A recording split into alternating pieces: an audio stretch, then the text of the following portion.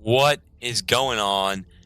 It's me. I'm back again, and I'm going to be giving you guys the best FPS and graphics settings for Delta Force so you can get better and smoother frames with better visibility and, most importantly, to win your gunfights. So, first thing you're going to do is you're going to navigate to the top right of your screen where it says Settings. And when you come to the settings, you're going to see up here this little graphics tab. But before we start here, if this doesn't matter if you're on PC or mobile, which doesn't have this actually. So if you're on PC or if you're watching this by the time it drops on PlayStation 5 and Xbox Series X and S, this is going to help you guys just, tweak your settings for the best balance of performance and the best visuals. I'm going to give you guys the settings that I use to keep my frames around 150 to 250 without sacrificing, the sharp looks that this game has as a game.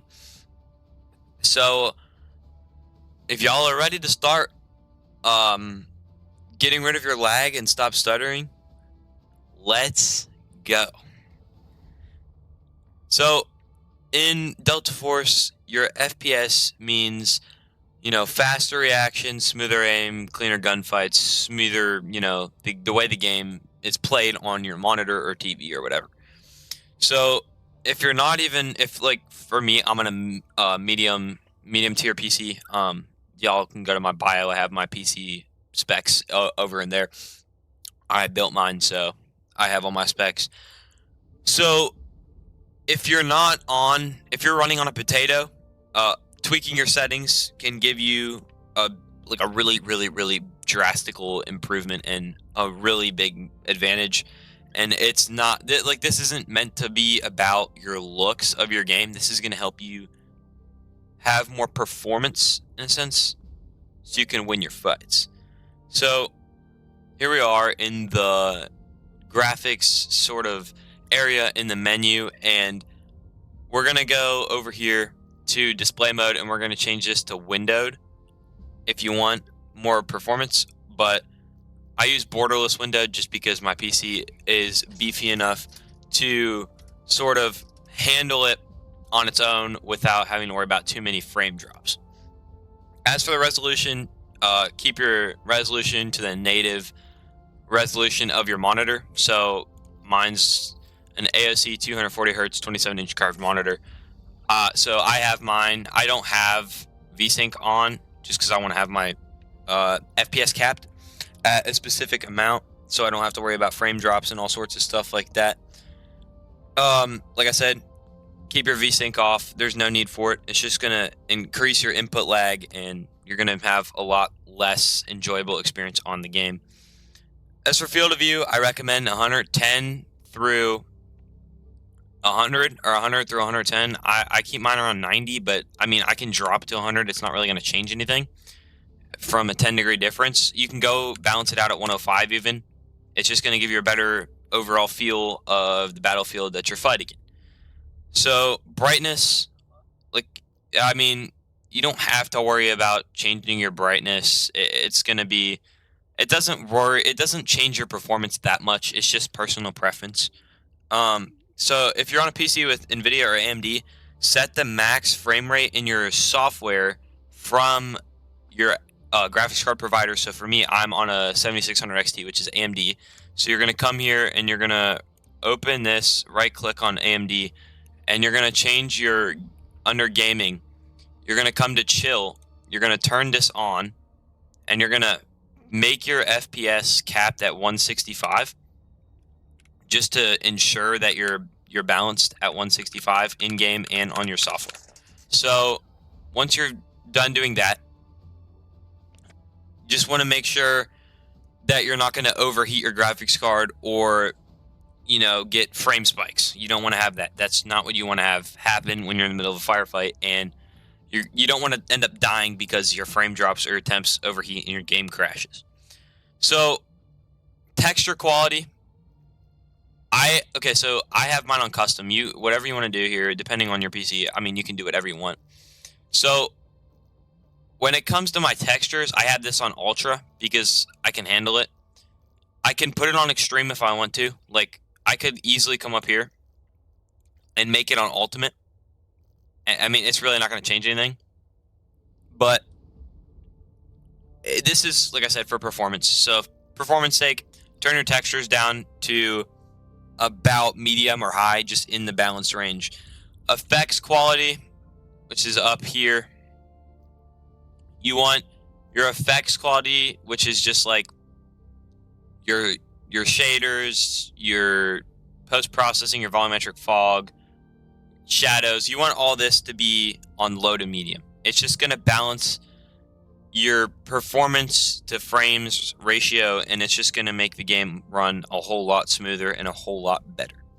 Then for anti-aliasing, like I said, which is up here, I have mine set on realistic graphics, so I have mine on temporal AA, which it should just default to.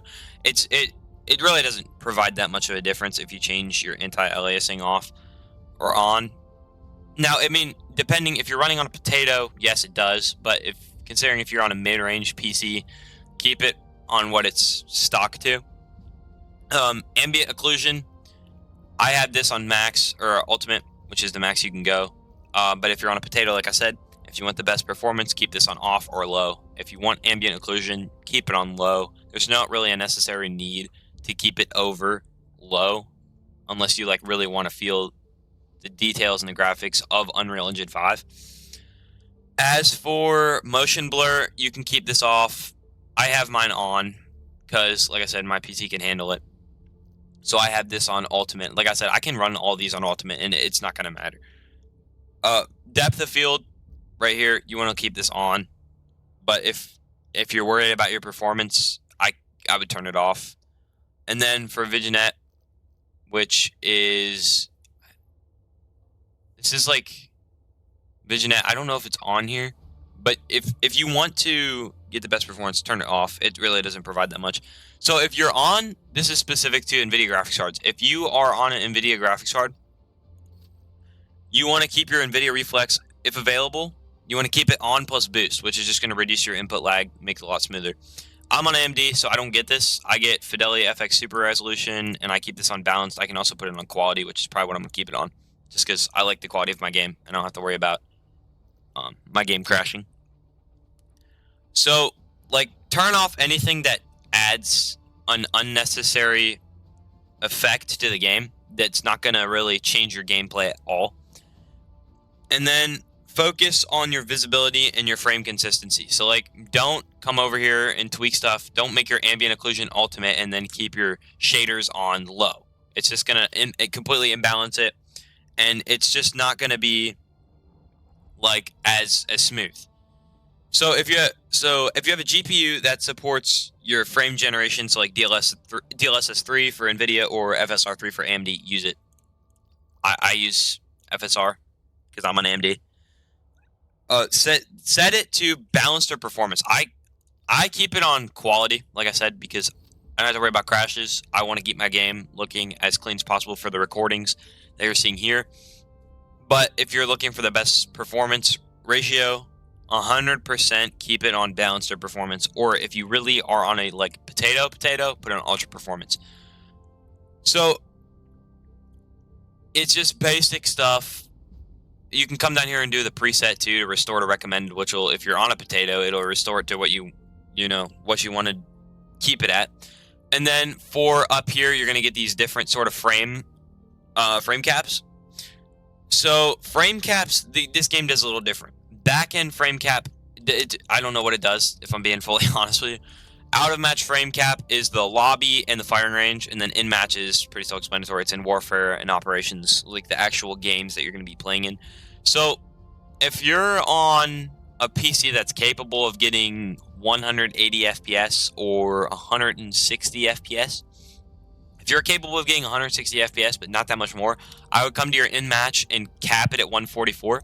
Your out-of-match, cap it at 144, and then just cap your back end at 144 as well.